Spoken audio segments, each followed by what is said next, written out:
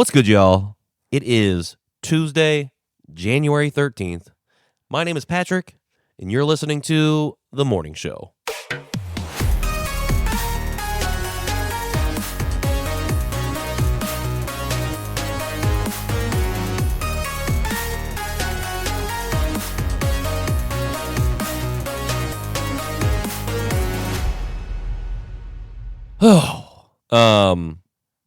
Shout out to everybody who tuned in to episode 11 yesterday. I said at the end of the episode, but one of my favorite conversations that I've had in a while. And I think I just keep getting better at the podcasting thing. Like, I think I've been good or getting good at the interview conversation aspect of it all.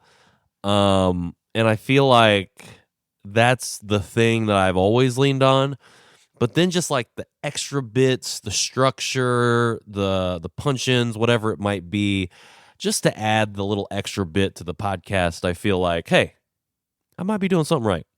Maybe I'm doing it all wrong. Who knows? I don't know. I am constantly questioning whether I am doing the right thing. But that is neither here nor there, because right now I'm feeling pretty good about it. So thank you to everybody who's tuned in. It means a lot. And yeah, I enjoy, I really enjoy when my worlds collide. Indianapolis, adoption related stuff, Asian stuff, whatever it might be. When I can find the happy medium between all of those, some beautiful things happen. And that's one of the reasons that the show exists. From the Kitchen Table is meant to be the foundation for that. So, and again, would not exist had I not carved the space out with the John Shee Show for adoptee and Asian American things, and then done the same thing for Indianapolis, and specifically like really true community-based growth on Conversation Piece. So without those two pillars propping up the foundation that is From the Kitchen Table, you know, we're on a little bit shakier ground, if I'm being honest. So exciting stuff, exciting to be here. Gonna talk about very briefly a few things today. The first one, gonna talk about a few things just very briefly today. This is probably going to be a little bit of a shorter episode, but the things that I want to talk about today are just following up on the way that Hoosiers have stepped up since January 7th after the ICE agent Jonathan Ross murdered Renee Nicole Good, protester in Minneapolis. I also just want to mention a couple of the bills currently making their way or attempting to make their way through the Statehouse right now, because that's important. We got to keep our eyes on those prizes, because if we don't, we're going to be in worse off situations and have to work that much harder to try and get back to just a place to start. We're getting pulled so far backwards. We have to do extra work just to move forwards to get to where we already were, say, in the 60s when we started passing civil rights legislation. 70s, 80s, like, what? Yeah, okay, so that's what we're getting into today.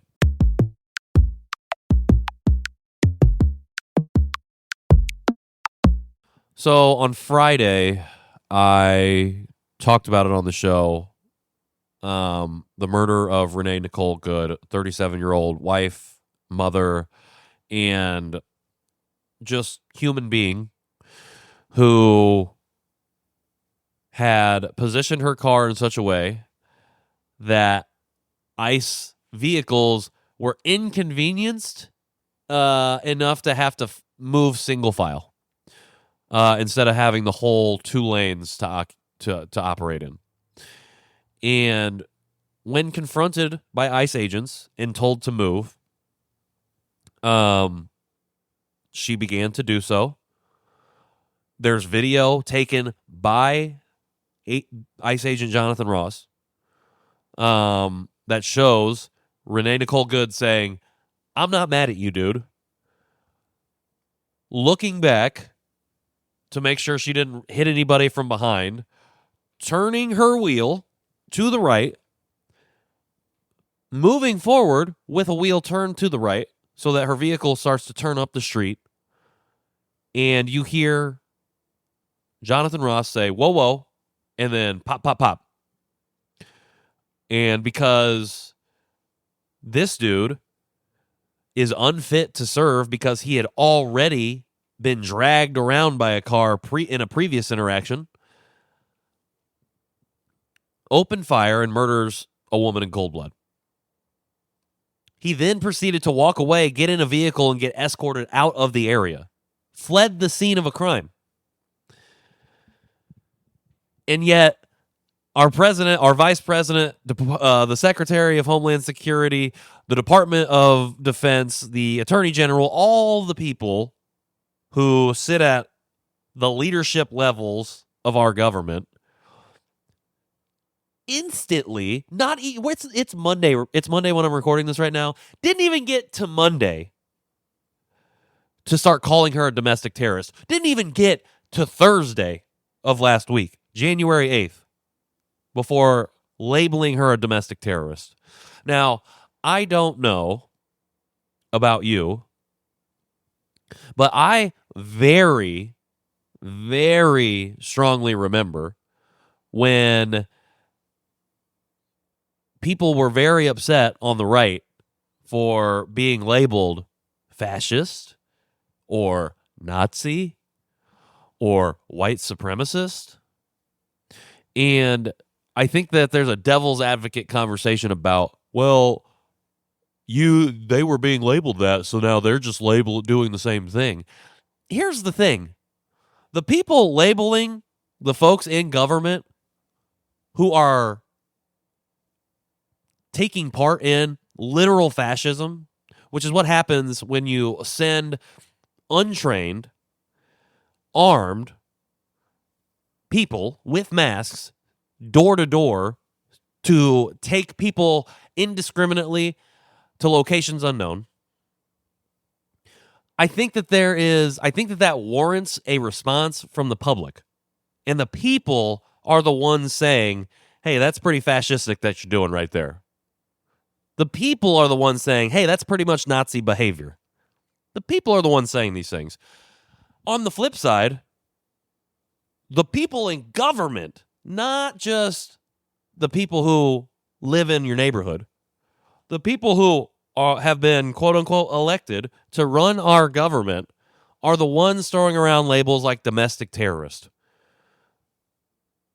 and putting it on people who have whistles.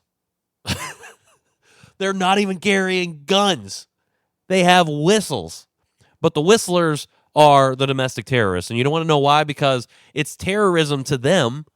It's terrorism to our current administration to call out the actions that they are currently or putting on Americans.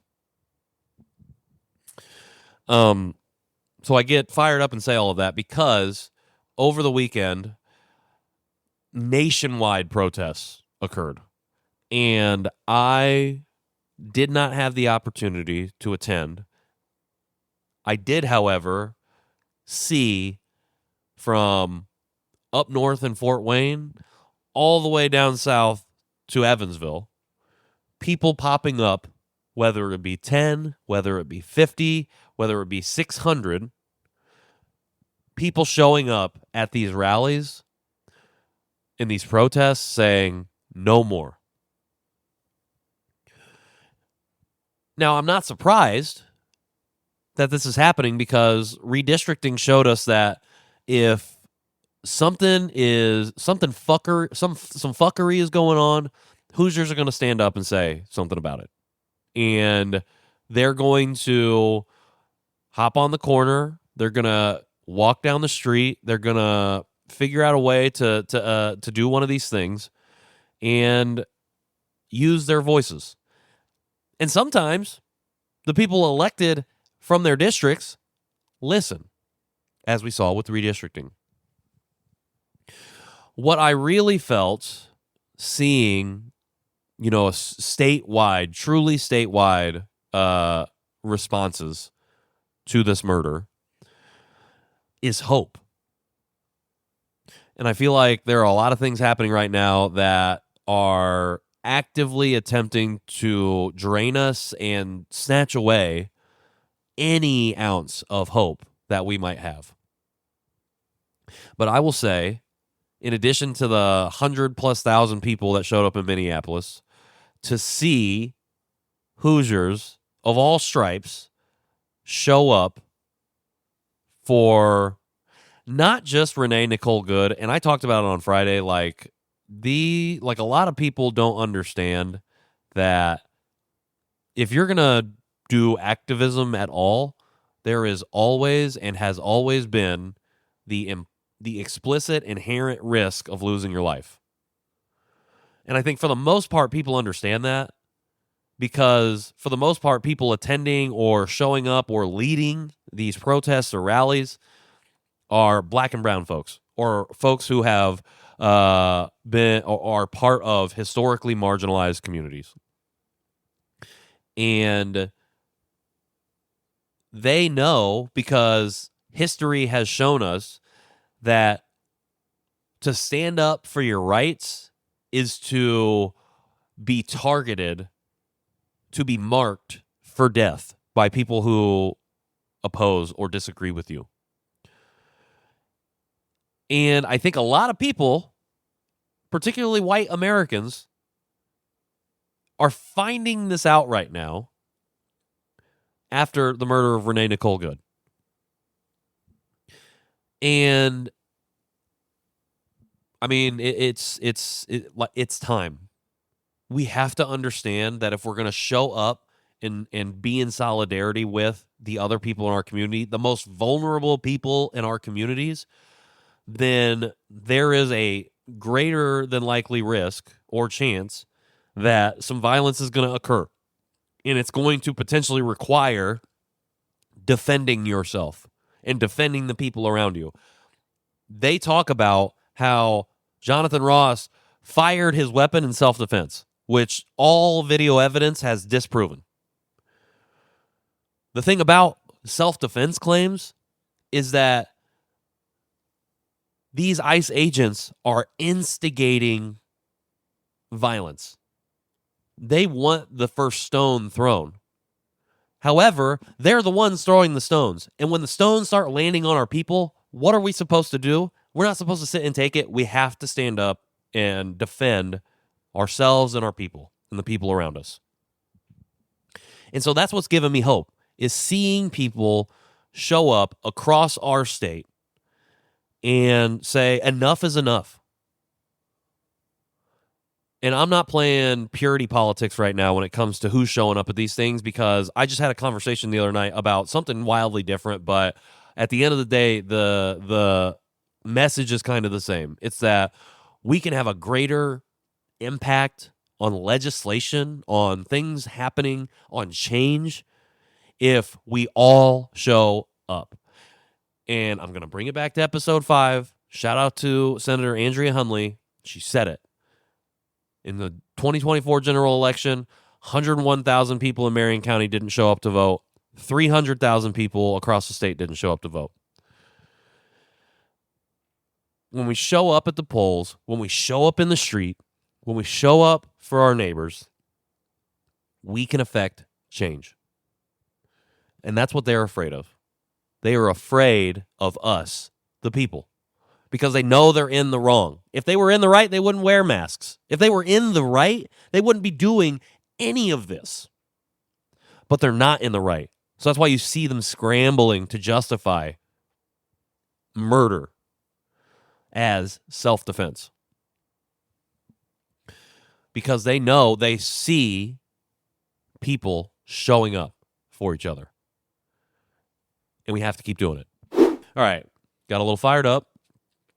And this bill section, I'm going to talk a lot more about this week. But I want to highlight, too, because we're kicking off week 2 of the Indiana General Assembly being back in session. Technically, it's like week 4 because the GOP decided they wanted to kickstart the 2026 session in December. So shout out to them for doing that, and shout out to the people for showing up against redistricting. 2 bills that I just want to keep my eye on and would encourage folks to be aware of as we kind of move forward here this week. The first one is HB 1423, which has to do with public education here in Indianapolis. This particular bill is the bill that is born out of the Indianapolis Local Education Alliance's recommendations that they finalize on December 17th.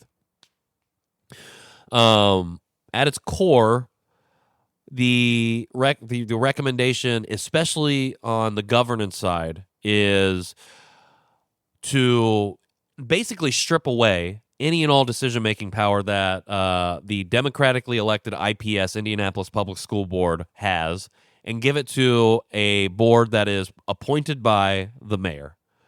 So while ostensibly being a different model for IPS to follow, the public aspect of that is getting stripped away completely. We are truly, when people complain about votes not mattering, this is a thing that they're talking about. Like, this is a thing where they are trying to truly take away the power of our voice and vote, to where if we showed up, it wouldn't matter anyways, because the mayor has decided who gets to make these decisions. So that's something we're keeping an eye on, something I want to be aware of, because this has far-reaching implications well beyond just Indianapolis. So that's something we need to pay attention to. The other one that's caught my attention is Senate Bill 76. This particular bill has to do with immigration, and what it will do is strengthen how much Indiana and Indianapolis Metropolitan Police enforce federal immigration laws. So right now, essentially, like what you've seen in Minnesota, the federal government believes that they can just do whatever. And currently, Congress, the courts, haven't done, I would say, enough to curb what's happening here. I mean, Tim Walz has mobilized or at least encouraged or asked the National Guard of Minnesota to get ready for whatever might happen next. So, like, if that doesn't tell you something, like, that should be a red flag immediately. But this particular bill is just meant to, like, empower whatever white supremacists might already be operating within our law enforcement divisions to follow through on the stuff that you're seeing in Minneapolis, you're seeing in California, you're seeing in New York, where ICE agents are running around with impunity to kidnap and disappear people off the street. Fire first, questions never. So we currently operate in a Republican supermajority, which means it's really difficult for us to fight back against these things once they get out of committee and onto the floor. The HB 1423 has its first committee hearing, I believe, today. It's actually getting ready to happen in about 30 minutes. So today, as in Monday. So that just happened. And then the SB 76 had a second reading yesterday, Monday, because it had already passed out of committee the first time. And so second readings have to deal with amendments. First readings have to deal with, or first meetings at least, have to deal with public testimony, at least according to both of these bills. So things that are close to my heart, things that I want to keep an eye on, because both of these bills, while wildly different in scopes and what they are taking into account, have really direct impacts on everyday Hoosiers, and will have direct impacts on everyday Hoosiers sooner rather than later. So if you got time, if you have capacity, show up wherever these committee hearings are happening. Head to madvoters.org, and I think you'll be able to find out that information. Shout out to them for compiling all this. That's helping me share and stay informed. But not only that, talk to the people around you. Talk to your neighbors. Talk to your family members. Let them know like what's going on and why it's important to you. And hopefully the conversations that we're having will lead to the kind of outcomes that we want to see. And I would say seeing people and the way that Hoosiers have shown up in the wake of Renee Nicole Good's murder gives me hope. And so I'm gonna grab onto that, and we're gonna move from that foundation.